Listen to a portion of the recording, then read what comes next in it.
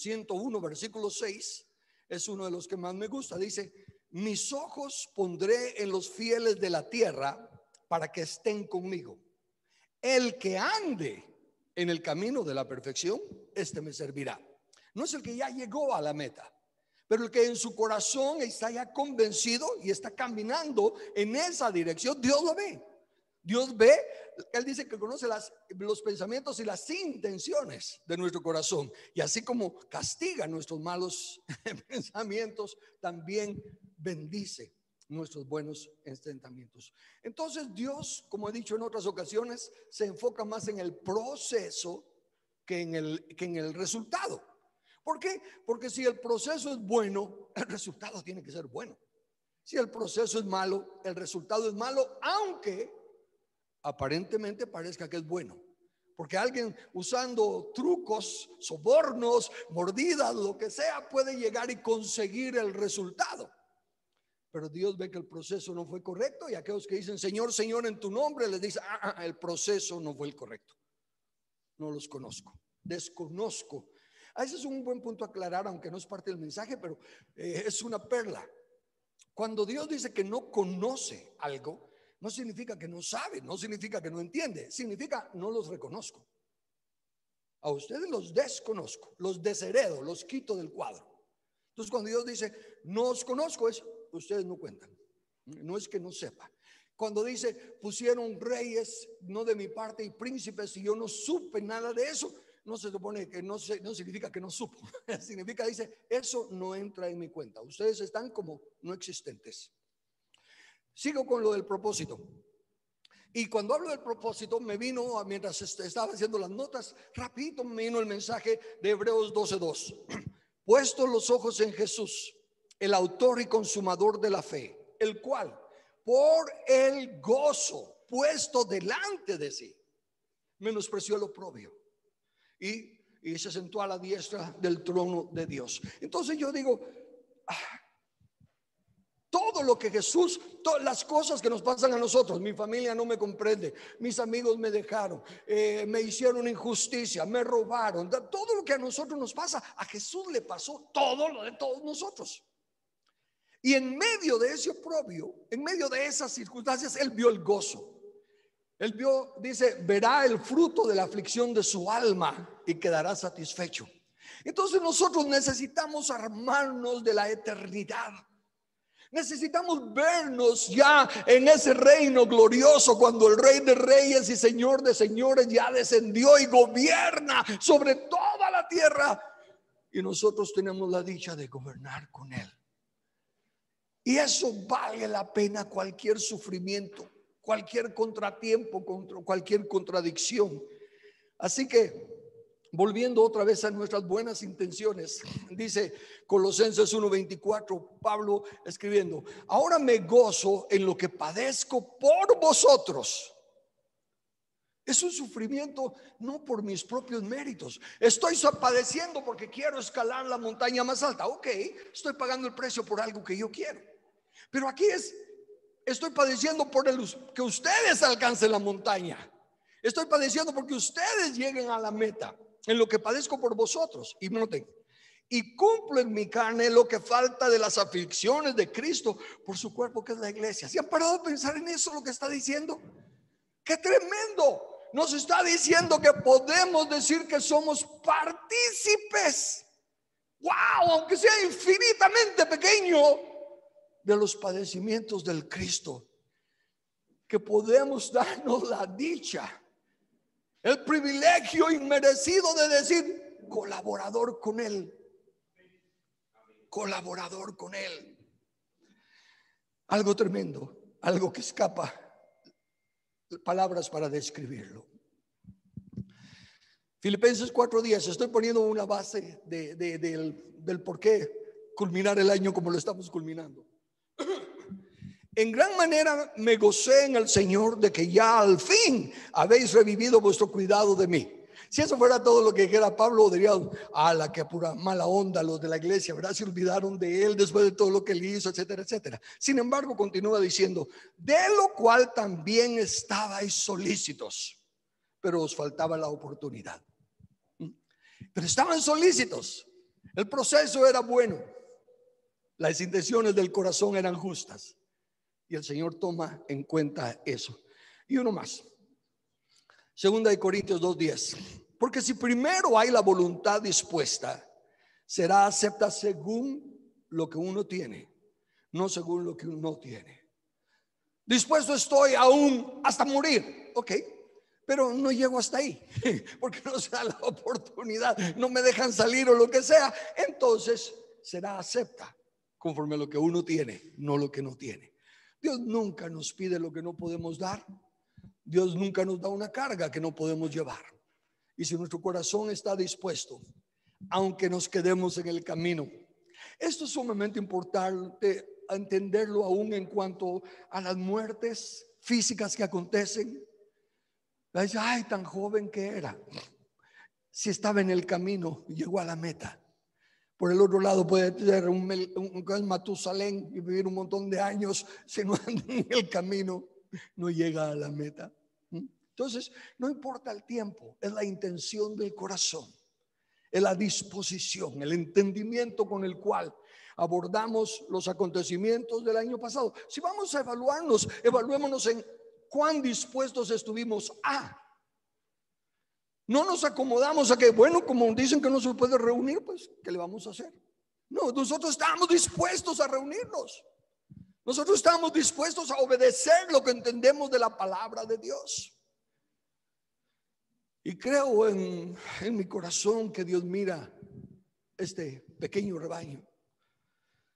Y yo creo que lo mira con más gozo que muchas megas iglesias y muchas otras cosas. Porque lo que cuenta es la disposición del corazón. ¿Y cuál es lo que tenemos puesto delante? Jesús tenía el gozo puesto por delante. Yo creo que nuestro propósito por delante es buscar primeramente el reino de Dios y su justicia. Que ese sea nuestro galardón, que esa sea nuestra meta. Y por lo tanto, volví a algo que me inquietaba en cuanto al reino de Dios. Era la parábola de la levadura. Sigo yo con la levadura porque, noten, Mateo 13:33, otra parábola les dijo: el reino de los cielos es semejante a la levadura que tomó una mujer y escondió en 3 medidas de harina hasta que todo fue leudado.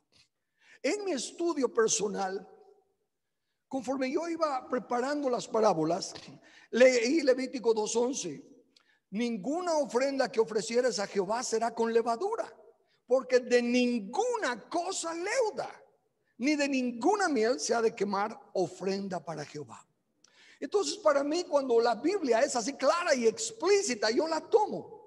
Y luego ven las reglas de interpretación de que cuando una cosa a lo largo de la Biblia significa algo, un versículo aislado no le puede cambiar el significado. Entonces yo inmediatamente empecé a ver la levadura como mal. Y la parábola de la mujer que mezcló la levadura, escondió la levadura, lo vi como mal y empecé a buscar. No empecé a buscar, sino que sencillamente ya traía el trasfondo de que en todas las tres, no todas, las tres parábolas anteriores se ve la manifestación del enemigo. Ups. Todavía no han hecho algo que sostenga. Gracias. Bueno, y es que además este tarima coopera con el movimiento, ¿no? Bueno, en las tres parábolas, primero está el sembrador sembrando la buena semilla y llegan las aves a comerse la semilla. Y Jesús la interpreta. El enemigo, el diablo, es el que llega a comerse la palabra sembrada en sus corazones para que no crean. Luego viene la parábola del trigo, que Dios siembra la buena semilla en todo el mundo y llega el enemigo y siembra la cizaña. Y luego viene la otra parábola, la de ¿qué? ¿Cuál es? La semilla de mostaza. Es la más pequeña de los arbustos, es la más pequeña de las semillas, y crece y llega a ser la más grande de su clase, arbusto. Pero viene el enemigo y se hace, la transforma, la convierte falsamente en árbol, que representa los reinos del mundo, donde llegan las aves y hacen su nido. Y desde ahí están mezclando doctrinas de demonios en la iglesia. Entonces llego a la levadura y no veo por qué no va a seguir la misma secuencia las enseñanzas de Jesús. Nos está hablando del ataque del enemigo. En las 3 parábolas anteriores nos está mostrando el ataque del enemigo, que no puede vencer porque no venció la semilla sembrada en buena tierra, porque no pudo limitar el crecimiento del trigo como en el mundo, y tampoco pudo evitar que la semilla creciese y llegase a su máxima expresión. Pero está allí batallando, y claro, siempre tendrá a algunos que engañar. Siempre conseguirá alguna parte.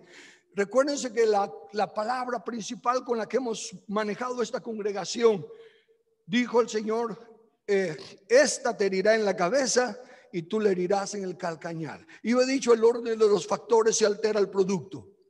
Primero es el aplastar la cabeza del enemigo y después es que muerde el calcañar. ¿Y cómo es esto? El cuerpo de Cristo. Es el cuerpo de Cristo. La serpiente está mordiendo el calcañar, ya no tiene veneno, ya no puede envenenarnos, pero una mordida todavía duele y en el calcañar nos hace retroceder o nos hace caer. De alguna manera limita el caminar del cuerpo de Cristo. Y estas parábolas están presentando eso, cómo el enemigo está atacando a la iglesia y cómo nosotros debemos de armarnos con toda la armadura de Dios y entender las escrituras para que por medio de conocer la verdad y no ignorar sus artimañas, caminemos en la victoria en la cual Él ya nos ha dado. Entonces, la levadura definitivamente a lo largo de la Biblia es negativa. Pero cuando compartí esta parábola con personas en autoridad, personas que respeto, personas que tienen bastante conocimiento y me anteceden tal vez en conocimiento, y yo no sé si hasta en el Señor, mi tendencia, porque soy una persona sujeta a la autoridad, fue decir, bueno, entonces tal vez estoy equivocado, lo cual no sería nada raro, porque no soy ningún perfecto ni soy alguien que ya alcanzó la meta. Y mi inclinación rápido es a ponerme de acuerdo con los hermanos y con la autoridad. Entonces empecé a ver cómo era que la levadura sí tenía algo de bueno, porque el punto que me mencionaron es, pero dice que la levadura leudó toda la masa. Entonces eso querría decir que el mal llenó el mundo, llenó toda la masa. Y sabemos que no es así, porque la tierra será llena, pero del conocimiento de Dios, no del enemigo. Ya no habrá otro reino que gobierne el mundo. Y como estoy claro de eso, dije, de veras pues. Entonces empecé a buscar cómo entender lo bueno de la levadura en esta única vez en toda la Biblia. Y leí personajes como por ejemplo Barclay, un comentarista muy bueno, en el cual William Barclay, al cual he leído en varios otros comentarios, y noten lo que él dice en un mensaje llamado El poder transformador de Cristo. La levadura era sencillamente un pellizco de la masa de la hornada anterior que se había fermentado totalmente. O sea que la levadura viene de la masa. Una vez esta levadura fue masa, fue harina, como todo lo demás, salieron de nosotros porque no eran de nosotros. Y entonces dice, y en el lenguaje y pensamiento judíos, la levadura se usa casi siempre en relación con una mala influencia. Él dice casi siempre. Yo no he encontrado una que no sea siempre una mala influencia. Y esto porque los judíos identificaban la fermentación con la putrefacción y la levadura representaba todo lo malo. Entonces hasta aquí, leyéndolo a él, está dándome la razón a lo que yo había visto. Me estoy sintiendo, ok, tengo un respaldo no solo bíblico, sino que ahora del comentarista. Pero él sigue diciendo, puede que Jesús escogiera deliberadamente esta ilustración del reino, porque sabía que produciría un cierto escándalo el oír que el reino de Dios se comparaba con la levadura, y el escándalo despertaría el interés y la atención. Entonces lo pone como que sigue siendo malo, pero que a propósito lo está poniendo para que los oyentes que conocen que la levadura es mala digan, hey, ¿cómo es eso que el reino de Dios es malo? y era para llamar la atención, según Barclay en su expresión. Continúa. El detalle de la parábola está en una cosa: el poder transformador de la levadura. Definitivamente, claro, estoy de acuerdo. La levadura cambiaba el carácter de toda la hornada. El pan sin leudar es duro y seco y nada apetitoso. El que se cuece con levadura es suave, poroso y esponjoso y apetitoso. Al introducir la levadura se origina una transformación en la masa, y la llegada del reino del cielo causa una transformación en la vida. Todo lo que está diciendo es verdad. La levadura cambia el carácter. La levadura cambia la naturaleza. Y hasta aquí ha aceptado que es negativa, y los oyentes se la oyen como negativa. Y un principio de interpretación bíblica es qué significaba el mensaje para los primeros oyentes. Y luego buscar la aplicación a nuestra vida. Pero luego él le da un cambio que de pura verdad me molesta. ¿Por qué me molesta? Porque está diciendo: la harina, el mensaje puro, la sana doctrina es dura, es seca y no es nada apetitosa. Y es cierto. El verdadero evangelio del reino no es algo que wow, hagamos cola para entrar. Porque dice: si alguno quiere venir a pos de mí, primerito, niéguese a sí mismo. Pero ¿qué de mis sueños? ¿Qué de mi visión? ¿Qué de mi...? No cuenta. Si usted quiere venir a pos de mí, niéguese a sí mismo. Bueno, ¿y qué recibo acá? Una cruz. Tome su cruz. Pero de plano que hay gato encerrado. ¿Cuál es el final? Sígame, cargando su cruz. No es nada apetitoso. No es nada dulce, suavecito y poroso. Y rebajarlo para que la gente lo acepte es quitarle su pureza al evangelio. Hay tanto evangelio hoy que ya no usa la palabra arrepentíos, porque al fin y al cabo todos somos humanos, todos pecamos. El que esté sin pecado tire la piedra, pues. Y si ponemos un mensaje así duro que no entienden, no van a venir. Pero si le ponemos sazón, si lo hacemos más agradable. Yo sigo leyendo en la Biblia, aún después de la muerte y resurrección de Cristo, manada pequeña, pocos son los que entran por la puerta. No veo que haya cambiado ese promedio. Pero no predicas pues que el reino de Dios va a llenar toda la tierra. Sí, la tierra será llena del conocimiento de la gloria del Señor. No significa que todos lo acepten, al igual que no aceptaron la verdad del Rey encarnado, del Dios humanado. Pero la tierra fue llena de la gloria del Señor. Y la tierra escuchó el mensaje del mismo Rey de Reyes, pero no lo recibieron. Entonces aquí no se está hablando de una conversión masiva del mundo, porque aún está escrito que cuando Él venga separará las naciones o las unas de las otras, como se separan las cabras de las ovejas. El evangelio no está tratando de ganar números. El evangelio está tratando de que nos demos cuenta del engaño en el que se nos ha encarcelado en este cascarón de carne, que está destinado a volver al polvo, porque polvo es. Y que aprendamos a vivir ya no en la carne, sino que en la eternidad que Dios ha puesto en nuestro corazón. Entonces, aún la declaración de Barclay chocó con mi entendimiento. Mi convicción de la inmutabilidad de Dios. Si a lo largo del Antiguo Testamento, toda la vez que ha hablado de la levadura ha sido malo. Y aún en el Nuevo llamado Testamento, en el llamado Nuevo Testamento, cuando habla de la levadura sigue siendo malo. La levadura es mala, es el ataque del enemigo. En la parábola de la semilla ha atacado la estructura. Ya no es el arbusto, ahora es un árbol. con ramas gruesas donde llegan las aves a hacer sus nidos. Pero ya me dijo el mismo Señor que los reinos del mundo son semejantes al árbol. Asiria es un árbol frondoso y las aves anidan en sus ramas y las bestias son bajo su sombra. Nabucodonosor creció y llegó a ser un gran árbol y las aves del cielo venían y anidaban en sus ramas. Hasta que Dios dijo: corten el árbol. Y se manifestó su verdadera naturaleza de bestia. Hasta que recuperó ¿qué? El sentido. Y glorificó a Dios. Su razón le fue devuelta.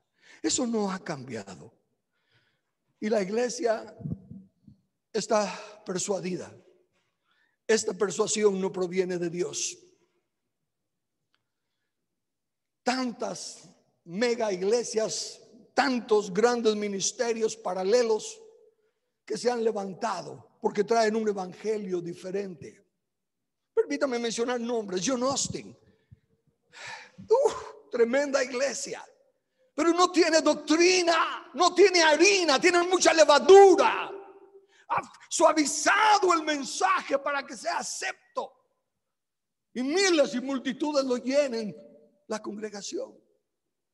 Y así hay un montón de otras para eclesías, diría yo, grandes, porque tienen un mensaje actual, un mensaje que es para la juventud de hoy en día. No rechaza a la juventud, porque óigame, predicarle a los jóvenes: toma tu cruz y sígueme. ¿Eso cuándo vamos a ganar a los jóvenes así?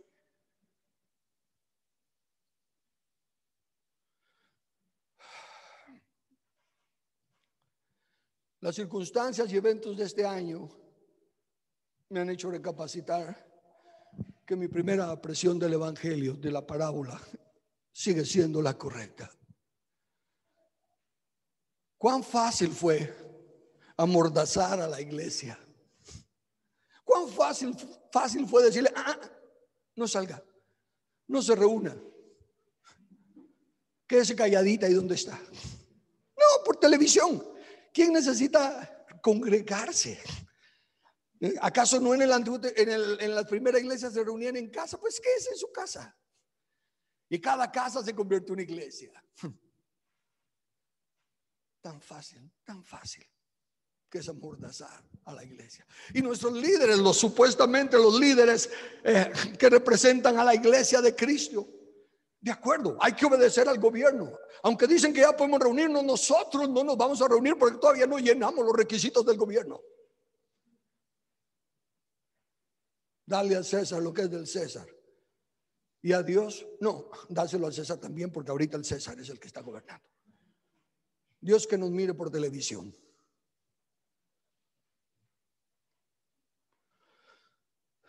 Y me di cuenta entonces por qué era el conflicto que yo había tenido. Y fue que yo estaba partiendo de una premisa equivocada. Cuando se parte de una premisa, una idea preconcebida, entonces los caminos que se encuentran, por muy buenos que parezcan, vienen de un comienzo malo. Y si la raíz es mala, las ramas son malas. Y si la primicia es mala, toda la masa es mala. Partía de una premisa equivocada. Esa parábola no dice que toda la tierra fue leudada. Dice que toda la masa, las 3 medidas de harina, fue leudada. Entonces ya cambia, porque sí, fue toda leudada. Toda está afectada, pero no es toda la tierra. Y aún en esa masa leudada sigue habiendo harina, solo que está inflada. Los poros están muy separados los unos de los otros. Básicamente es la división del cuerpo la que consigue esa levadura, porque sigue habiendo harina. No desaparece la harina, pero al ponerse esponjosa y suave y apetitosa, es por la división, la separación que hay. Sigo usando la palabra poros por falta de una mejor parábola. Entonces, no debo de buscar cómo cambiarle el significado a la levadura. Claro que la levadura tiene poder transformador, para mal, para mal. Así como transformar el arbusto de mostaza en gran árbol es anormal, contra naturaleza y contra la clara orden bíblica. De ahí que el mensaje para nosotros en este fin de año, porque cada vez que hay un comienzo, debe haber una evaluación para ver qué hacemos. El mensaje debe de ser para nosotros lo mismo que fue para Israel al salir de la esclavitud de Egipto. Egipto representando el mundo y salir de Egipto, salir del mundo. El mensaje debe de ser 1 Corintios 5, versículos 7 y 8. Limpiaos pues de la vieja levadura, para que seáis nueva masa, sin levadura, como sois. Porque nuestra Pascua, que es Cristo, ya fue sacrificada por nosotros. Así que celebremos la fiesta no con la vieja levadura, ni con la levadura de malicia y de maldad, sino con panes sin levadura, de sinceridad y de verdad.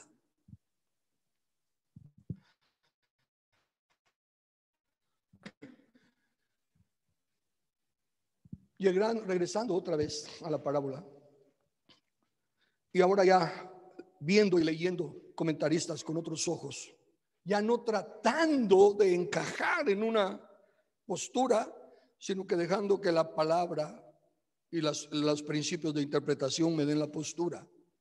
Tengo que regresar a que todos esos oyentes conocían. Recuérdense que una de las características de la parábola es que se usan elementos conocidos por los oyentes para que puedan entender la analogía o la comparación que se hace en la enseñanza que se da. Entonces, lo que pasa es que nosotros, aún en el liderazgo, caemos en el error de querer aplicar la parábola al entendimiento actual que tenemos de las cosas. Y definitivamente hoy en día, si me preguntan a mí si me quiero comer un pan sin levadura y otro con levadura, voy a escoger el con levadura precisamente porque es más rico.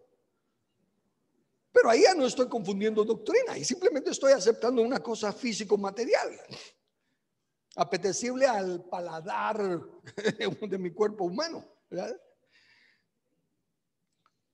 Webster, el diccionario Webster dice de levadura, una masa agria que mezclada con mayor cantidad de masa o pasta produce fermentación y la vuelve ligera, liviana. La iglesia ya no tiene peso. Años atrás se respetaba el que alguien fuera evangélico. Recuerdo a un recién regresado a Guatemala, Francisco Bianchi y su socio tenían unas empresas y que Francisco daba el testimonio de que mencionaba el socio que buscara empleados evangélicos porque eran mejores que los no creyentes. Aunque fuera con un entendimiento limitado del reino y todo, pero al menos se hablaba de que tenía que haber un cambio en nuestra actitud, que se tenía que trabajar para el Señor y no para los hombres. Más adelante dijeron, no, ya no evangélicos, no, porque a cada rato están pidiendo permisos para irse al retiro, permiso para esto, para lo otro, y entonces ya no convienen esos empleados. Entonces analicemos la parábola en el entendimiento de los primeros oyentes. La levadura, pues, como dije, desde un principio, dice, nada leudo ofrecerás a Dios. Y cuando salieron de Egipto, asegúrense de que no haya nada de levadura. Que desháganse de la levadura y lleven masa sin levadura. Y se celebraba la fiesta. Y en la fiesta por 7 días había que sacar la levadura de la casa. Había que asegurarse que no hubiese levadura en la casa. Entonces, para los oyentes, la levadura era mala. Luego vayamos a la mujer. Y voy a citar, aquí no me voy a poner, y yo primero les digo lo que yo ya sabía y lo que les he enseñado a ustedes. La mujer en la Biblia simbólicamente o representa, digamos, la novia de Cristo o la ramera, ¿verdad? Pero ambos son cuestiones de postura doctrinal. La novia, la esposa, sujeta a su marido, la ramera que se mete con otros amantes. Y desde luego, en el caso espiritual es andar en otras doctrinas. La amistad del mundo es enemistad contra Dios, almas adúlteras. Entonces, note lo que dice hasta abajo pongo la página de donde la saqué. Dice, ¿qué es una mujer en las escrituras? En Apocalipsis 12, una mujer es un símbolo de la nación de Israel. Y en Apocalipsis 17 y 18 representa el sistema falso de Babilonia. En Isaías 47, una mujer es nuevamente un símbolo de Babilonia, ya sea la nación o el sistema de Babilonia. En Gálatas 4, 21 al 31, Pablo usa mujeres para simbolizar el antiguo pacto y el nuevo pacto. En Ezequiel 16, Dios usa a una mujer para simbolizar a Israel. Ahola es el reino de Israel y Aholiba es el reino de Judá. ¿Qué pudiéramos entender de esto? Cada vez que se utiliza a una mujer como símbolo, el denominador común es la idea de un sistema de creencias y prácticas que le influyen en otras personas. Yo he dicho, ¿cómo resumiría yo la función que la distorsión de la ramera? Digo que ofrece los placeres del matrimonio sin las responsabilidades del matrimonio. Y lo mismo es la religión ramera, que ofrece los placeres del reino, los placeres de ser príncipes, los placeres de ser cabeza y no cola, los placeres sin la responsabilidad del arrepentimiento y del crecimiento hacia la medida del varón perfecto que es Cristo Jesús. Con respecto a la mujer, sigue diciendo que cuando se usa simbólicamente, significa alguna autoridad religiosa fuera de lugar o haciendo algo incorrecto, algún mal uso de una relación con Dios. Y ahí está la página donde la encontré en internet. Entonces, para poder saber la clase de mujer a la que la Biblia se refiere en esta parábola, este caso es una mujer cocinando pan. ¿Ven? Algo obvio, algo correcto, algo normal. De eso por sí solo no dice nada malo. Donde empiezan los cambios va a ser en la cantidad de la harina. Y en la palabrita esta dice una mujer que tomó la levadura. La palabra tomó en el original, lambano, es una palabra común que también se puede traducir apoderarse de, tomar por la fuerza. No simplemente, sencillamente agarró de su olla y lo tomó. Eso todavía no dice mucho, pero la palabra que sigue es esconder.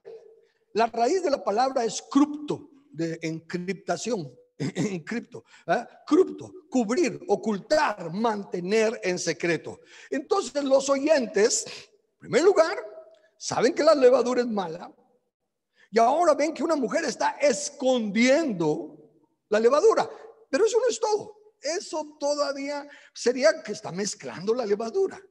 Tenemos que seguir todavía a la otra parte. La está escondiendo en 3 medidas de harina. Esa palabra 3 medidas de harina solo aparece así específicamente una vez en el Antiguo Testamento y solo aparece así una vez en palabras de Jesús en el Nuevo Testamento. Luego, más adelante, dice, sigo leyendo otro comentario. ¿Y saben qué? Los comentarios que estoy leyendo hasta ahorita llegan a la interpretación de que el reino de los cielos es como la levadura, y le atribuyen a la levadura, insisto, una buena función con todo lo que están diciendo que es malo. La cantidad de harina es el elemento más sorprendente de la parábola, que no es del todo evidente en la mayoría de las traducciones al español. 3 medidas es la traducción habitual del griego original triasata, que es un poco más de un bushel de harina. En realidad son 1125 bushels, para ser preciso. Es una cantidad ridículamente grande de harina. El que está haciéndola necesitaría una batidora marca Hobart de 100 cuartos, o sea, ¿qué? 100 litros, con un gancho para la masa tan grande como su pierna. Los que tratan de hallarle el lado bueno a esta parábola dicen, Jesús está usando algo común y cotidiano de la vida de una mujer que siempre está preparando la masa para la comida de su casa. Esto dice que por lo menos para 100 personas cada cosa. Entonces dice necesitamos, sí, bueno, ya lo puse. Leyendo otro comentario que también le da una interpretación positiva, dice en Primera de Samuel 1:24, después que lo hubo destetado, esta es Sana, que ha pedido a un hijo, y cuando Dios se lo concede, ella había prometido consagrarlo a Dios. Después de haberlo destetado, lo llevó consigo con 3 becerros, un efa de harina y una vasija de vino, y la trajo a la casa de Jehová en Silo, y el niño era pequeño. Un efa equivale a 3 medidas de harina. Y las imágenes familiares de una mujer, harina y un hijo largamente esperado surgen en este pasaje que Jesús también tenía en mente al presentar la parábola. ¿Qué otra imagen está poniendo? Sara. Sara estaba esperando un hijo. Y fue un hijo milagroso, ¿verdad? El de Isaac y todo. Y la ofrenda que se presentaba era un efa, 3 medidas de harina. No, perdón, no en el caso de Sara. En el caso de Sara, que dice antes, y es la ley de la primera mención. No la tengo aquí escrita, pero ustedes ya me han oído predicar y la conocen. Es cuando Dios, en este caso Jesús, antes de ser humanado, aparece con 2 ángeles porque va a ir a Sodoma, a destruir a Sodoma y Gomorra. Y se le aparece a Abraham, y Abraham les dice que se sienten a comer con él, y le dice a Sara que prepare 3 medidas de harina. Solo allí y en la parábola se usan las palabras 3 medidas de harina. Y también aplicando la ley de la primera mención, está hablando de comunión con Dios, comunión en la mesa. No es de ahí en adelante en la ley las 3 medidas de harina, el efa, se convierten en ofrendas de paz y ofrendas de gratitud. Entonces los judíos que están oyendo 3 medidas de harina, la buena relación con Dios, la paz y la armonía entre los hermanos, ese es el reino de Dios. Cuidadito, una mujer escondió levadura. Está afectando la comunión, porque la levadura separa, infla, y ya no es una masa sólida, está dividida, ya no hay común unión. A lo largo de la Biblia, los sacrificios de paz, los sacrificios de gratitud, 3 medidas de harina, un efa, sin levadura. Así que los oyentes primeros estuvieron claros de que se les estaba diciendo: el evangelio del reino está siendo atacado. Al igual que los aves atacan la semilla, al igual que la cizaña ataca el trigo, al igual que el árbol, la transformación del árbol ataca el arbusto. La levadura ataca la pureza, la santidad de la harina al mezclarse y cambiarle su carácter, cambiarle su razón de ser.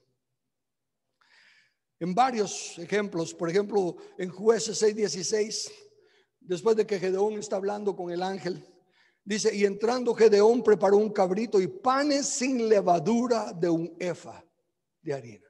Al igual que Abraham cuando vino el Cristo, y los 2 ángeles preparó 3 medidas de harina, Gedeón está haciendo lo mismo. Otro comentarista, o creo que es el mismo, solo que es en otra parte, las 3 medidas de comida, porque esa es otra forma en la que se menciona la ofrenda de paz y todo, representan las enseñanzas de la iglesia. Esto cuadra con nuestro entendimiento de lo que es Cristo. Él es la palabra y uno de sus títulos es el pan de vida. Las enseñanzas de la iglesia provienen de la palabra de Dios, que es nuestro pan de cada día.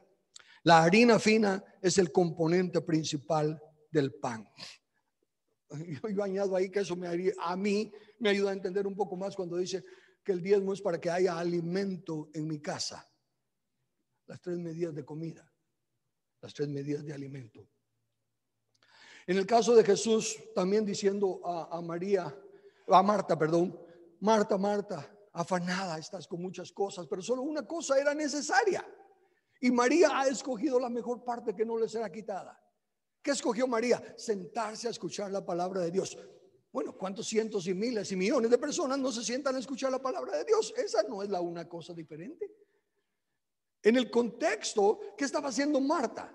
Marta estaba arduamente trabajando para poder dar de comer a Jesús y a todo su séquito, porque no andaba solo. Era una gran cantidad de comida. Y Marta no es que sea haragana ni envidiosa de que la otra está sentada, sino que no se da abasto y quiere hacer un buen trabajo atendiendo, quiere ser buena hospitalaria. Y le dice: Señor, dile a aquella que me eche una manita, ¿verdad? Porque es mucho. Y Jesús le dice: mira, Marta, ella ha escogido la mejor parte. Quiere decir que la otra parte es ¿qué? Si una es mejor, la otra es buena. Buena. Peor no. Es decir, malo, peor. Bueno, mejor. Español. Entonces ella ha escogido la mejor parte. Lo que tú estás haciendo es bueno, Marta. Estás atendiendo, eres una hospitalaria fabulosa.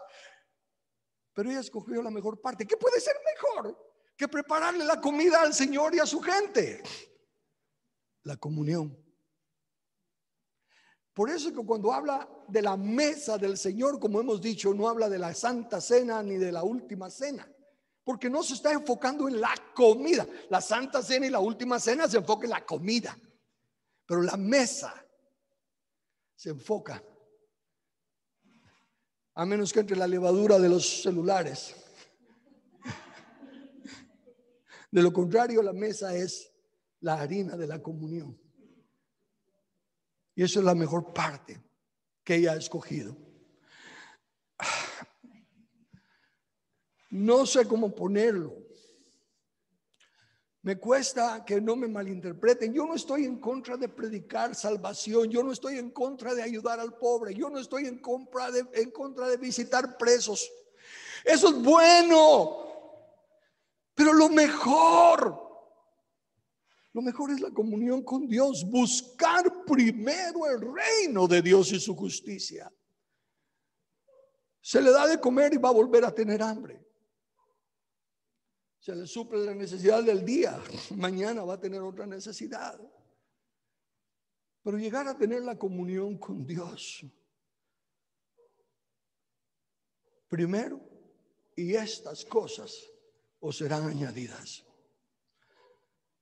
Y cuando habla de estas cosas, cuando Dios me ofrece, no que me va a hacer rico, no que me va a dar la abundancia, aunque lo ha hecho.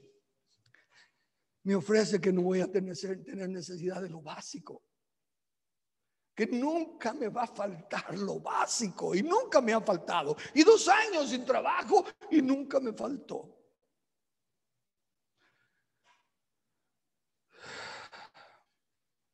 La comunión es lo más importante. Las 3 medidas de harina simbolizan eso: nuestra comunión individual con Dios y nuestra comunión los unos con los otros. Ser una familia. ¿Nos peleamos entre los hermanos carnales? ¿Me peleo yo con mis hermanos? Sí. ¿Deseo que un rayo los parta? No.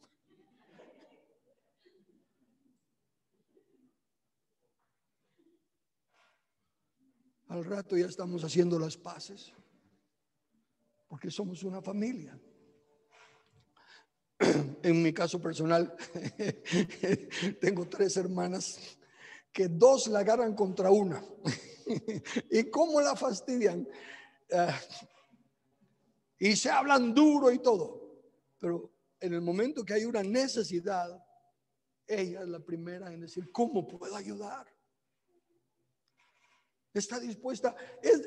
Las tres son jubiladas, así que las tres reciben ya una cantidad del gobierno. Ella es la que menos recibe, pero ella es la que la acusan de que se siente muy ricachona, porque ella no anda sopesando de dónde saca la plata para ayudar.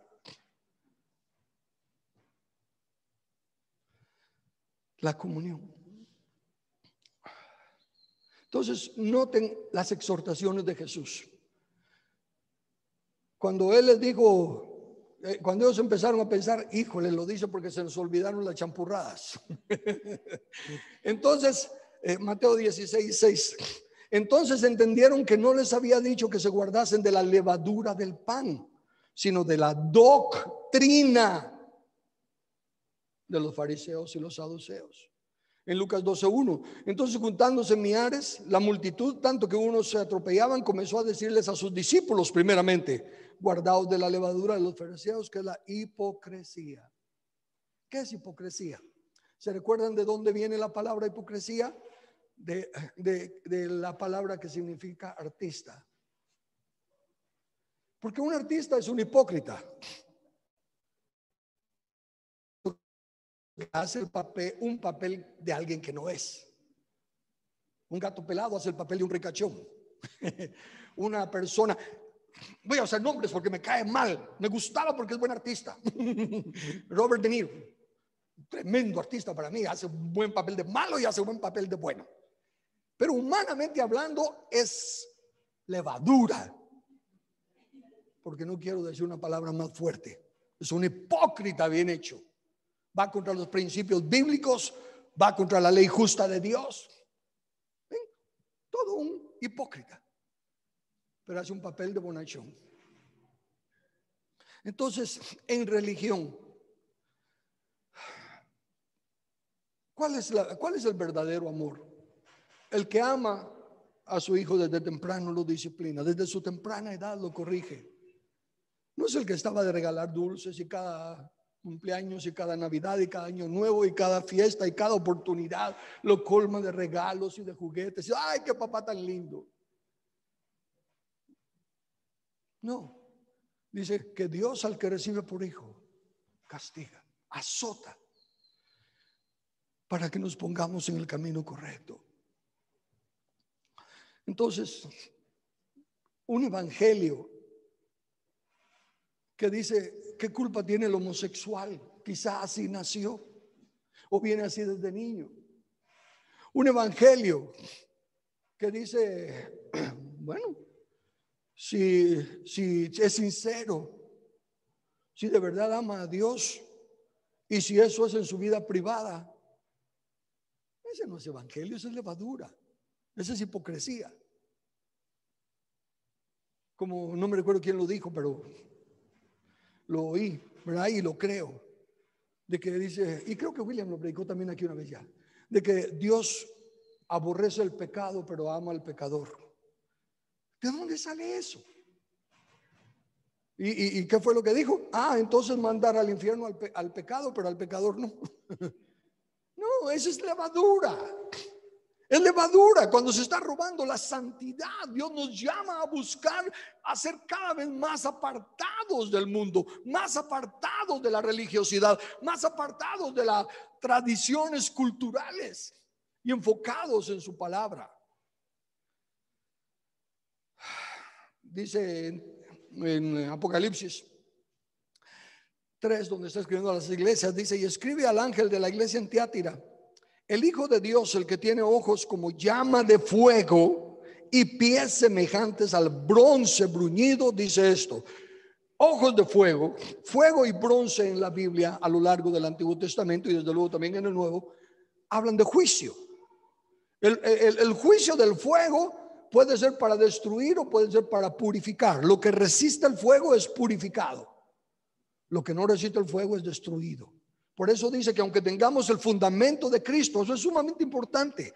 Pablo a los Corintios les dice, miren, aunque tengan el fundamento de Cristo, si edifican con algo que no sea oro, plata o esas cosas que resisten el fuego, sino que hacen una mansión magnífica de tabla y yeso y de material que el fuego consume.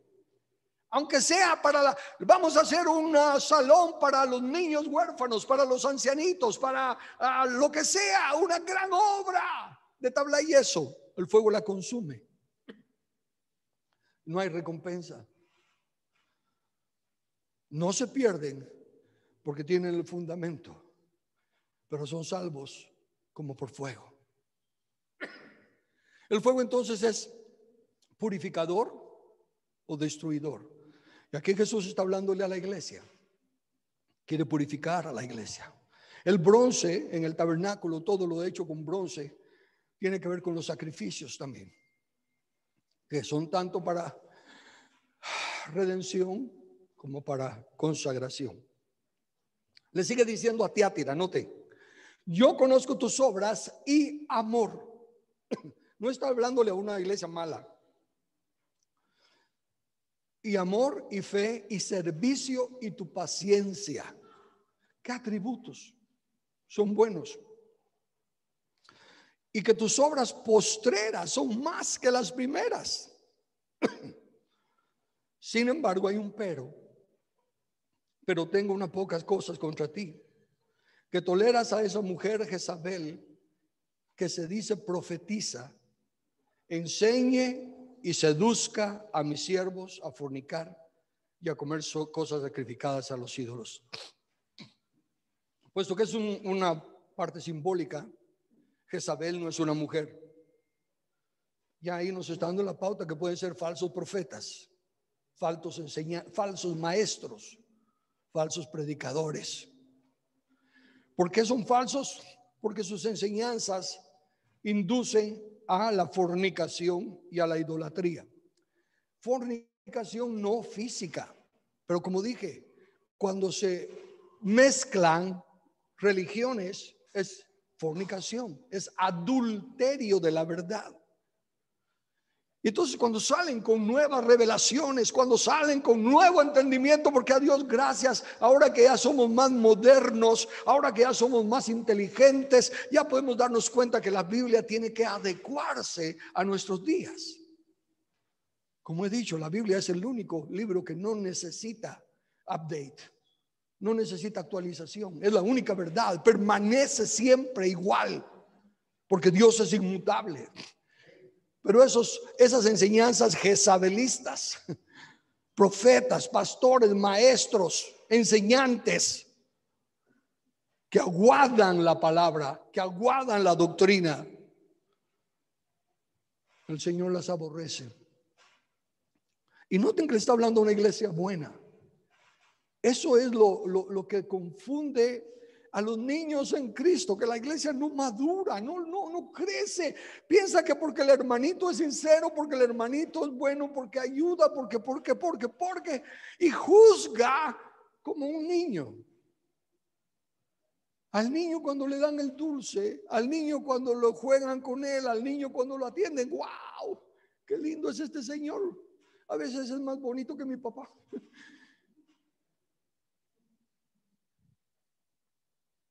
Y la iglesia no ha madurado a poder discernir. El justo juicio es para los que tienen los sentidos espirituales ejercitados en el discernimiento del bien y del mal. Idolatría, pues obviamente es poner cualquier otra cosa de más importancia que la que Cristo merece. Poner cualquier otra cosa antes que a Dios. La familia, siendo lo más lindo e importante en los aspectos humanos, se convierte en idolatría cuando toma primacía a las cosas de Dios. Primera de Corintios 5:6. No es buena vuestra jactancia. ¿No sabéis que un poco de levadura leuda toda la masa? ¿Qué es jactancia? El diccionario: arrogancia, presunción, orgullo excesivo. La iglesia es una jactanciosa en su mayoría. Hay mucha jactancia. de todo lo que está haciendo la iglesia, de todo lo que está creciendo la iglesia, está inflada. Es un árbol frondoso con ramas bien grandes, llena de demonios.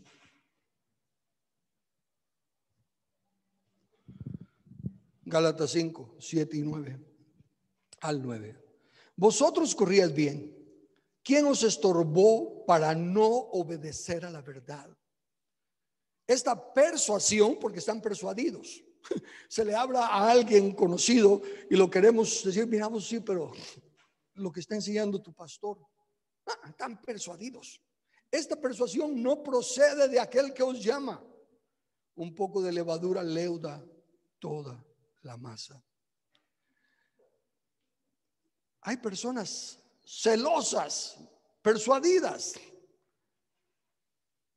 pero no de acuerdo a la sana doctrina, no enfocada en el reino de Dios.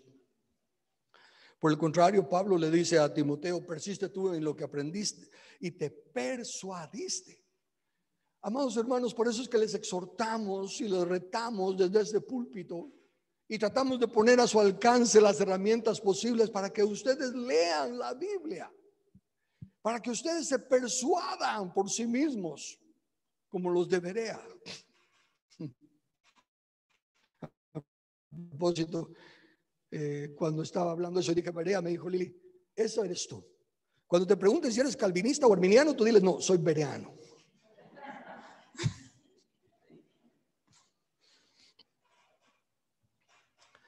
Marcos 8:14. Y él les mandó diciendo: mirad, guardaos de la levadura de los fariseos y de la levadura de Herodes. Ya la de los fariseos la habíamos visto, la falsa doctrina. ¿Cuál es la levadura de Herodes? Un rey, poder, autoridad, pero usada para su propio beneficio.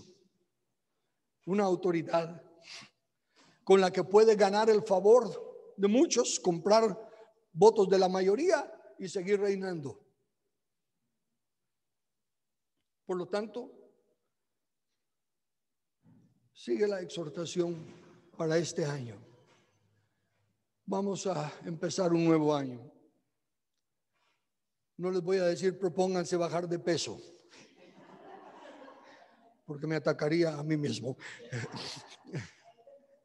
No les voy a decir propónganse que van a ganar 50% de lo que de sus empresas. No les voy a decir que se pongan ninguna meta. Solo les voy a pedir que todos, unánimes, propongamos limpiarnos de la levadura. La levadura individual en nuestra relación con Dios, en nuestro hogar, en nuestra actitud, en el trabajo, en la ciudadanía, en todo. Limpiémonos de la levadura. Preparémonos para recibir un nuevo año. Como 3 medidas de harina. Una mesa presta para la comunión con nuestro Padre, con nuestro Rey, con nuestro Señor, con nuestros hermanos. Regreso a 1 Corintios 5, versículo 7. Limpiaos pues de la vieja levadura. Vieja levadura. Los trucos del diablo son los mismos. Cambian la forma para agradar a las nuevas generaciones, pero la esencia es la misma: inflar, hacer espectacular, separar. Estamos juntos, pero separados. Somos parte del mismo pan, pero inflado. Para que seáis nueva masa, sin levadura como sois. Porque nuestra Pascua, que es Cristo, ya fue sacrificada por nosotros. Así que celebremos la fiesta, no con la vieja levadura, ni con la levadura de malicia y de maldad, sino con panes sin levadura, de sinceridad y de verdad.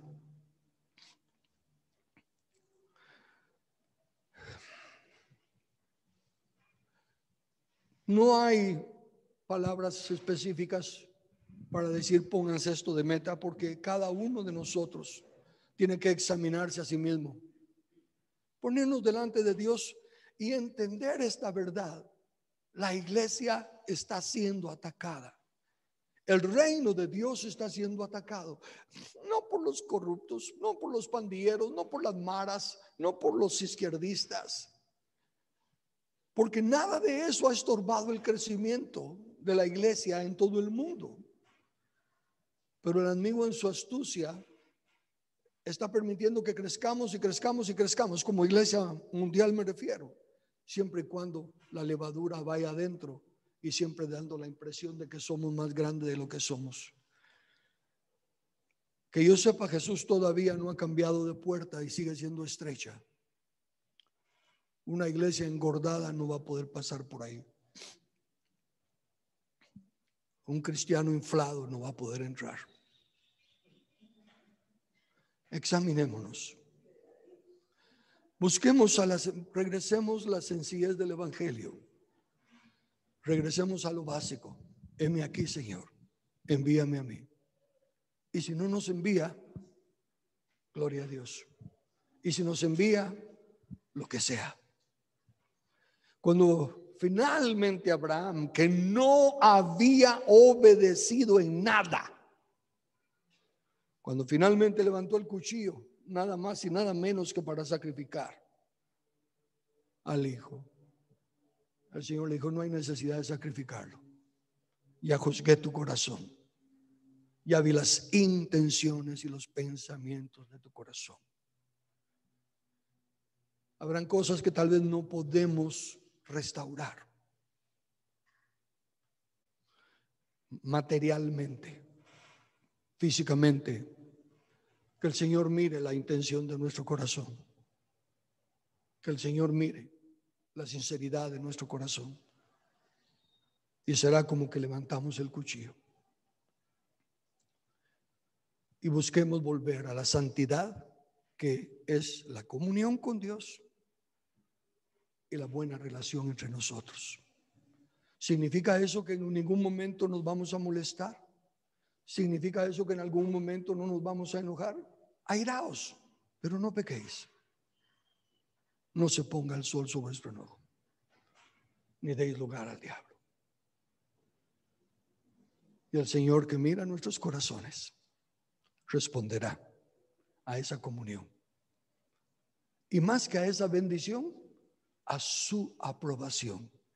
Él sí conocerá que estamos caminando en el camino. Muy lejos tal vez todavía de la meta, pero en el camino. Y sus ojos recorren toda la tierra en el camino, buscando quienes están en el camino. Amén. Oremos.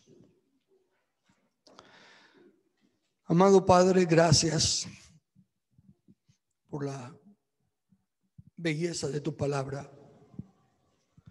Gracias por la luz que va creciendo, aunque aún no llega al día perfecto, pero cada día hay más luz y son menos las sombras.